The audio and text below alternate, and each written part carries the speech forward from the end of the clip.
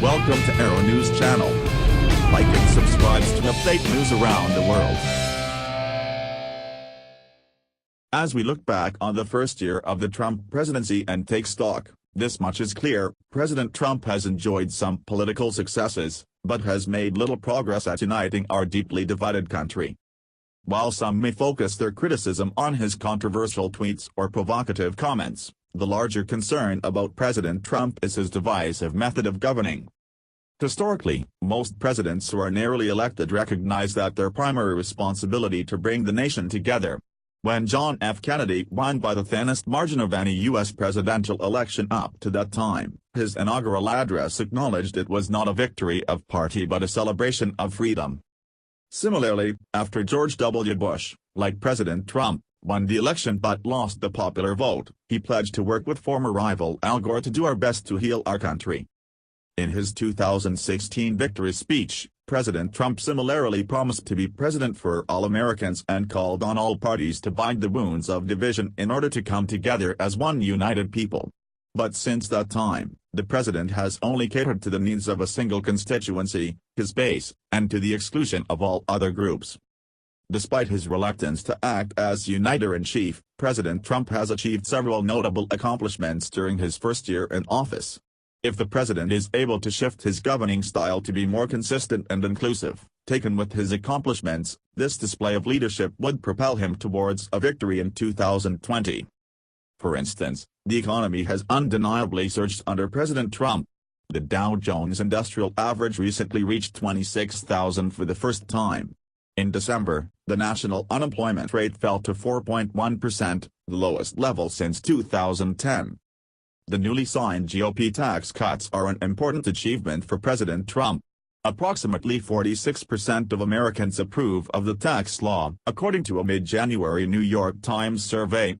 For the first time in years, companies are able to give bonuses to their employees, and they're crediting the tax overhaul. In response, consumer confidence has skyrocketed. Now 42% of Americans believe the national economy is better than it was a year ago, according to the New York Times poll. Yet President Trump continues to vacillate between appeasing his base and throwing rhetorical bones across the aisle, leaving little room for bipartisan negotiation or compromise. On his signature issue of immigration, President Trump conveyed dramatically mixed messages. In early January, he called on Congress to pass a bill of love to resolve the fate of the DACA, Deferred Action for Childhood Arrivals, program and strengthen immigration policy.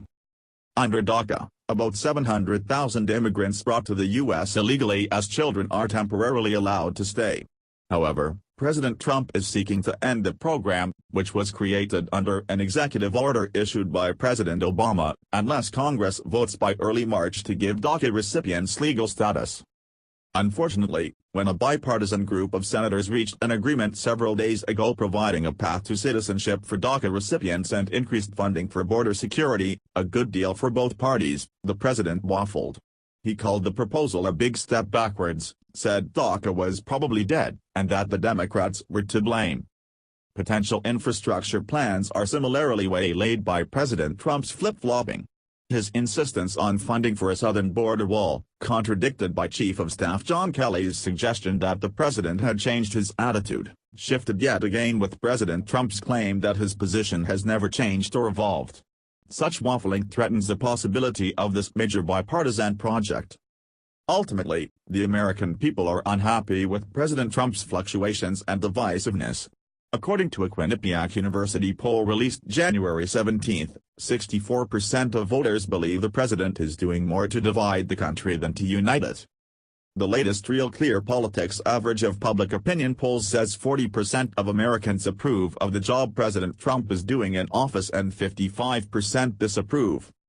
Ultimately, the lesson is simple: if an elected leader attempts to be inclusive, his or her approval ratings will go up. This was evident with President Clinton, with President George W. Bush after the September 11, 2001 terrorist attacks, and with President Obama at the beginning of his term. A little unity can go a long way come election season. President Trump must commit himself to consistently cooperate across party lines and work on behalf of all Americans, even those who did not vote for him. If he does, His accomplishments can defend Republican seats in the November midterm elections and enhance chances for GOP victories in 2020. During his 2016 election night speech, President Trump proved he knows how to unite Americans and inspire confidence. In one night, he single-handedly created huge economic value as the Dow soared. That was then, this is now. But the American people still want a president for all Americans. If he can deliver, President Trump will triumph.